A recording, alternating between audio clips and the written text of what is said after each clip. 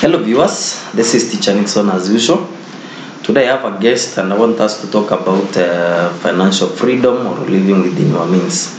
I want to believe you are going to learn one or two things. I want to take this opportunity to welcome you. Kindly remember to subscribe and to share. So I have a guest and I want to give him this opportunity to introduce himself. And welcome sir, tell us who you are. Yeah. Thank you, Teacher Nixon. I am Mathoka, Humphrey. I'm proud to be here in this forum this evening. Welcome, viewers. So that's very nice. So it is going to be an interactive session. I'm going to be asking him about a few issues concerning living within your means. And I believe at the end of this session, we are going to be the same. You are going to change maybe how you manage your financials, and this is going to be good for you. So stay tuned and welcome Sir Mathoka and take us through this session. And maybe you can tell us what is this financial freedom? Yeah, what is financial freedom in your own ways? Thank you, Teacher Nixon, for that good question. Financial freedom generally refers to a person's ability to have enough savings, financial investments, and cash on hand to afford the kind of life we desire without over-reliance on a particular amount of pay per year.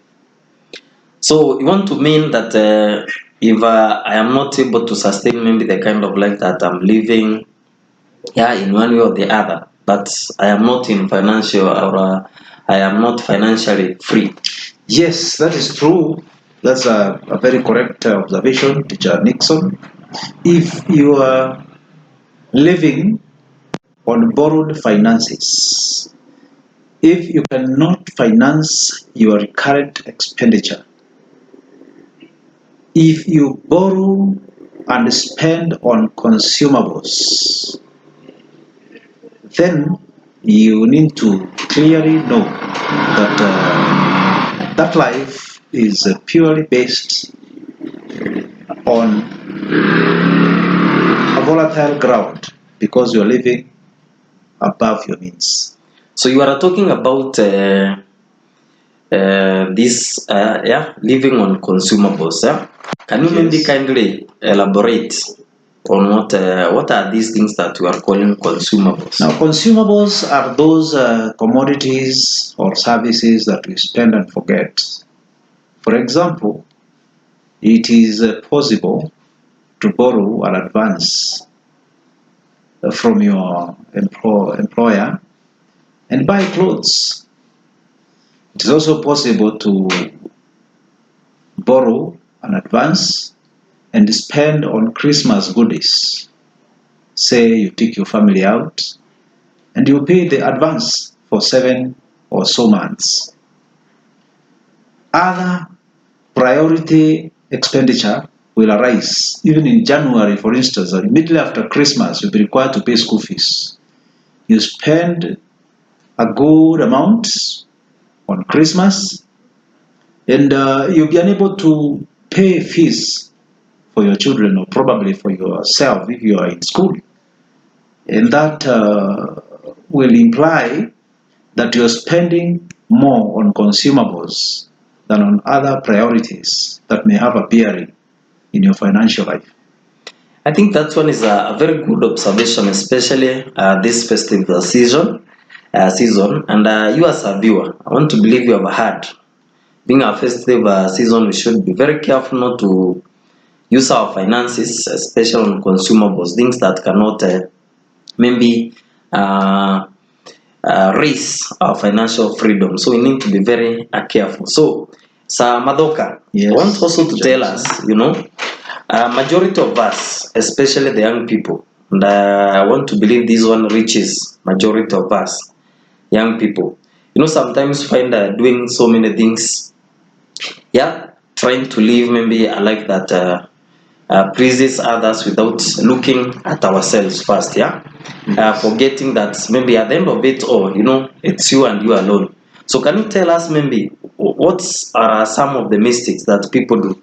Yeah, from your own experience, what are some of the mistakes people do which led them to these financial problems and they find themselves they are not free financially?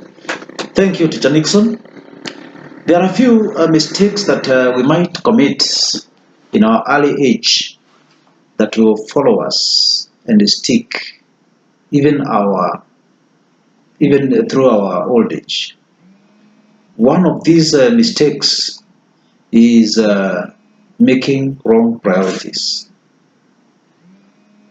Now, uh, it goes without saying that once you start earning, there are a few things you need to consider. Many young people think about starting a family, and starting a family is good, but it is always good to start a family on the right foundation. You find many young people overspending in ceremonies such as a wedding or organizing very expensive birthdays for their children. I think Samadoka, you have touched on a very serious issue, Yes, teacher Dixon. and this issue about marriage and weddings. I think you should maybe take one or two things, maybe to briefly tell us. We are young. Some of us, some of my viewers, are yet to start families, and maybe if they have started families, some are planning maybe to have a class wedding. So can you tell us, because it's a touchy issue, so can you elaborate more maybe as we proceed on the various mistakes that we do? Thank you. It is good to have a good wedding, but if you can afford.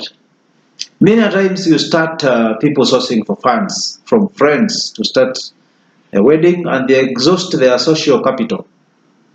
And when they get into more critical situations, financial situations that need the assistance of the same friends they exhausted, then the friends will have gotten fatigued and they may not be there for them.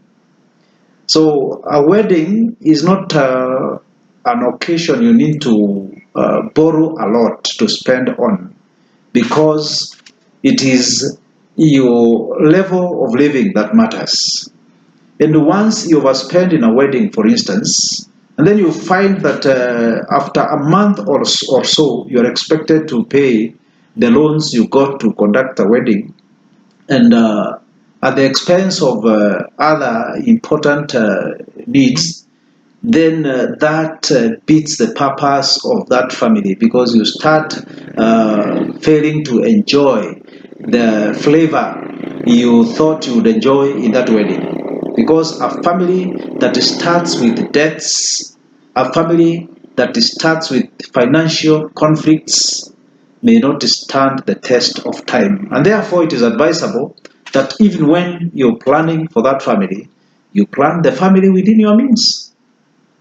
So I think Avoid overborrowing. that's a very good observation, and I think the viewers, you need to take this serious to be free. Kindly don't make that mistake, yeah. Don't make that mistake. I think it's clear. So thanks so much, Samadoka. Kindly continue. So we are talking about wrong priorities, and when you start earning, you start a family, and you find that your family is, for example, staying in town. That attracts a high level of recurrent expenditure. And as long as you are using more of your earnings on recurrent expenditure, then you're bound to live from hand to mouth. So you need to start doing or engaging in financial activities that will help you reduce your recurrent expenditure, so that much of what you earn revolves around your savings and investments. And when we engage in such activities early enough, we make short-term and long-term investment plans, then we start gaining our financial freedom gradually, because we are all at different levels of financial freedom. Sure. So it depends on what we do in the short term and what we do in the long term with our financial ventures. The threshold of financial freedom that we acquire over time depends on our own financial ventures. So you have talked about wrong priorities. You have talked about, for example, marriage. You have given an example of wedding. Maybe what are some of the other wrong priorities maybe that many people do, many of us do? Thank you, Teacher Nixon. At times you find that our childhood dreams may have an impact in our financial ventures. Probably when we were young, we admired an uncle or an aunt who had a nice car. And you felt like when you earn, you would like to buy such a car. Such a dream may become permanently fixed in your focus. And when it becomes a vision that you seek to acquire and live for, you opt to have a car without considering other important needs in your life. And therefore, a car becomes your priority. Once it becomes your priority, you don't even mind whether you have money to fuel it, to maintain it, and to sustain that car. So in the long run, you purchase a car and you dispose it off at a throwaway price because it becomes a stressor in your life. Sure. So those are the two very important mistakes that some of us do. I think it's clear to everyone. You just talked about priorities, wrong priorities, like maybe marriage. You decide to get married, or you decide to marry, and you decide to have this classy wedding, yet you do not have the finances. Maybe you take a loan, you invite friends, maybe to give you some financial help, and you end up indulging yourself into debts, which at the end of it all become an issue. Yeah. Then number two, I've heard about wrong priorities. For example, you dreamt of maybe having this nice vehicle, that maybe your brother, your sister, your aunt, your uncle had. And without having these financial muscles, you just go and get that vehicle. You don't have the money to fuel, and you find yourself you are into more problems, financial problems. And maybe Mr. Mathoka. Yes. Majority of us find ourselves in such issues. Yes. Does it mean that if I made such mistakes, that the end of it all, is there a way that maybe I can do, or maybe a viewer can do, to regain this financial freedom? Yes, Teacher Nixon. It is possible to regain your lost financial glory. And this comes with some level of sacrifice, because there are some things that you need to let go, and some decisions that you need to make to steer your financial life in new directions. Sometimes we fear being branded failures, but until we fail, we may not know how to do something and how not to do it. So if you make a mistake, a financial mistake, even if it has to do with overborrowing or something like that, the only way to deal with this is to work towards cleaning our finances. For instance, if you got a loan, then you need to be patient enough to pay it. And when you pay that loan, have a meeting with yourself and try to carry out some exploration on how you spent the money you borrowed. In the course of that exploration, you might discover that there are a few issues you need to avoid. ask yourself a few questions. Why did I borrow? What was pushing me to borrowing? Was it a need or a want? Many a times you'll find that you're borrowing because of wants, things you can do without. Sometimes you need to postpone that borrowing to some year or years later, some months or years later, because whatever that is making you borrow may not kill you. You can do without it and allow yourself some level of stability.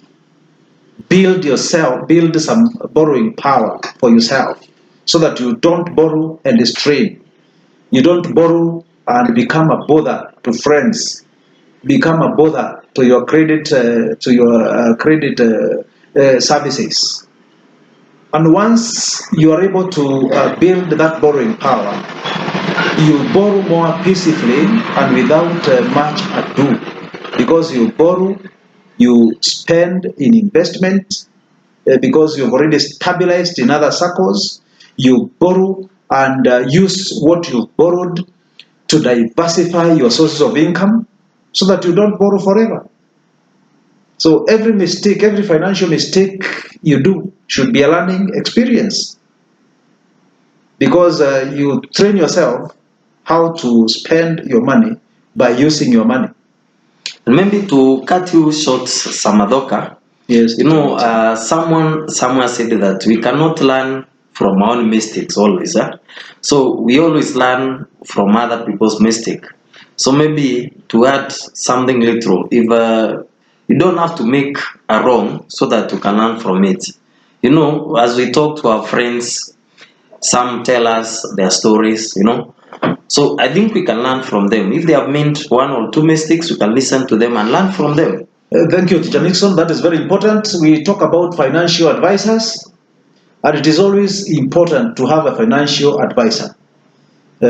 Just like you have an advisor on family matters, it is also important to have a financial advisor so that you confide in him or her on issues to do finances about your life, and this person should be able to guide you depending on your state of life, your financial circumstances, your dreams, and what you seek to achieve in life, the environment you are in. The financial advisor should be able to advise you on your best opportunities, the strengths you have, and the weaknesses, the pitfalls you need to avoid as you advance financially, as you seek towards gaining your financial freedom. So I think you have mentioned something very serious here. You mean it's good to have someone who can advise us on financial matters. For example, Very maybe important. I want to make something. Maybe I want to come up with a certain project. I have maybe some money and all that. You want to tell us that it's important to have someone who can advise us. Very important. Very important. Very important. Okay. That's key. So, Mr. Mathoka, I want us also to learn something from you. Yes. Because if I look at your age, you don't seem to be that young. Yeah. Yes. I believe from your look, though you look young, maybe you are still. Yes. You look to be in your maybe 40s or late 30s. Yes. Can you tell us maybe, as a young person, what I can do or what a young person can do maybe to attain this financial stability?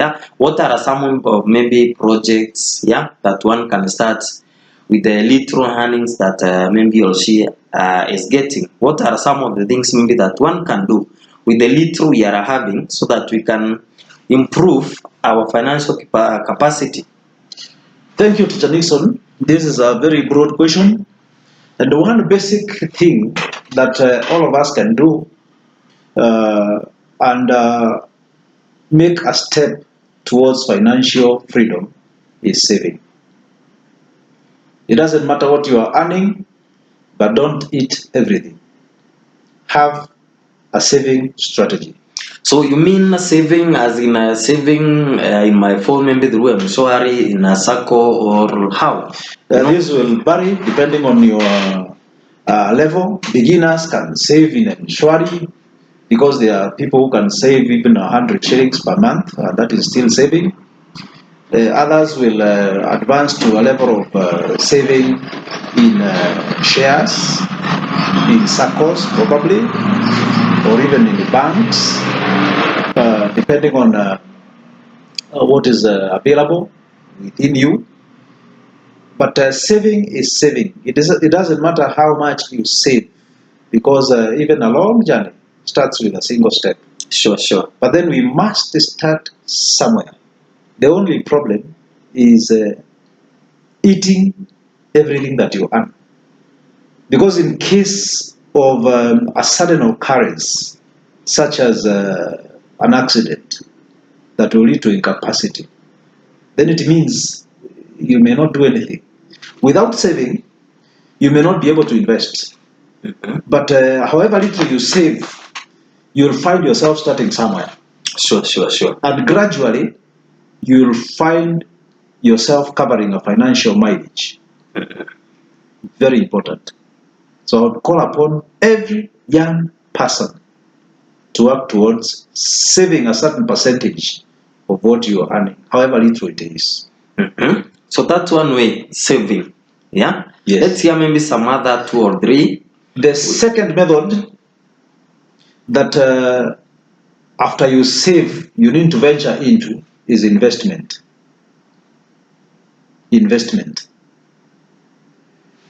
There are investments that can operate at different levels.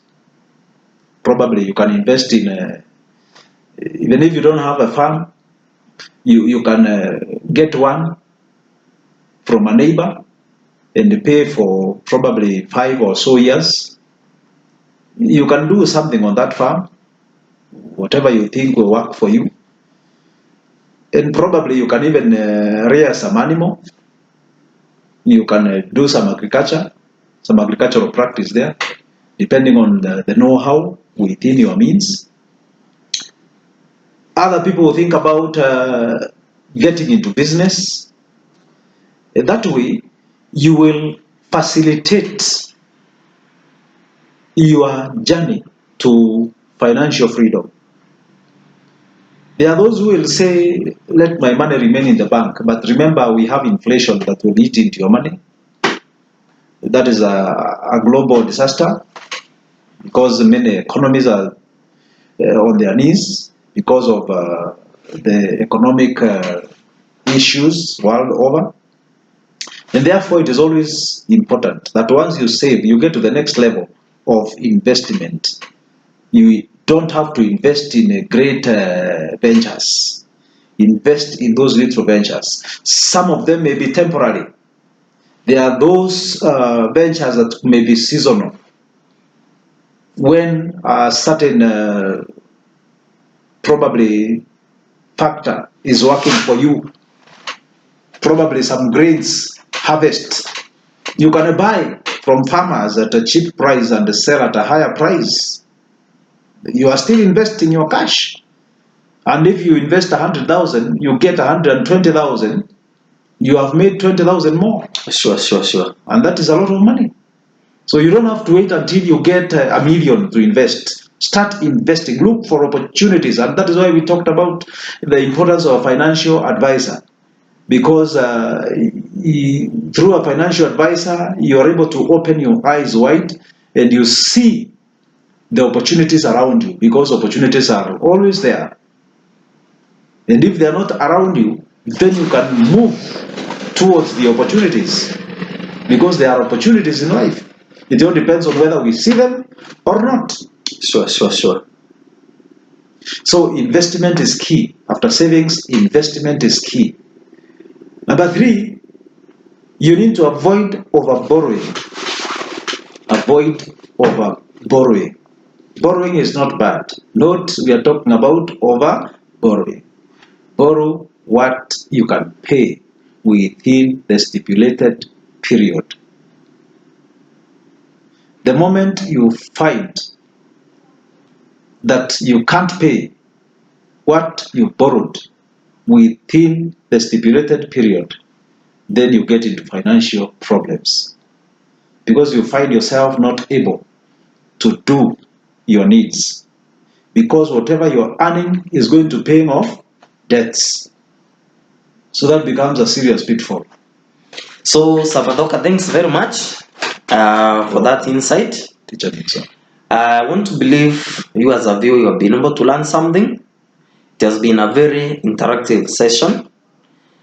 I myself, I have been able to learn something because, experience is the best teacher, and we don't know everything. So thanks so much for your time. Welcome. Viewer, remember to subscribe and to share. In the near future, we'll also be having other sessions, and I believe we can be able to learn many things from Mr. Mathoka. So I will invite him in some other sessions so that he can tell us more about life. Because iron sharpens iron. Correct. So we get sharpened by fellow human beings. So remember to subscribe, remember to share, and let me give him 1 or 2 minutes, maybe to tell us the closing remarks, and I believe it will be good for us all. Thank you, Teacher Nixon. Viewers, thank you for your audience. It is important that we spend our money fruitfully. It is important that we live good lives. It is important that our people live comfortable lives, and this will only happen if we have some threshold of financial freedom. This will depend on us, and therefore whatever you're earning is enough to set you on the road to financial freedom. Use it wisely. Don't indulge in irresponsible, reckless spending. All those pitfalls that find us to the roots of destruction as far as our financial lives are concerned, as long as family finances are concerned, as long as our investments are concerned. We need to avoid those routes and set our foot towards financial freedom. Thank you very much. Bye viewers. Remember to subscribe and remember to share. Until we meet next time, bye for now. Thank you.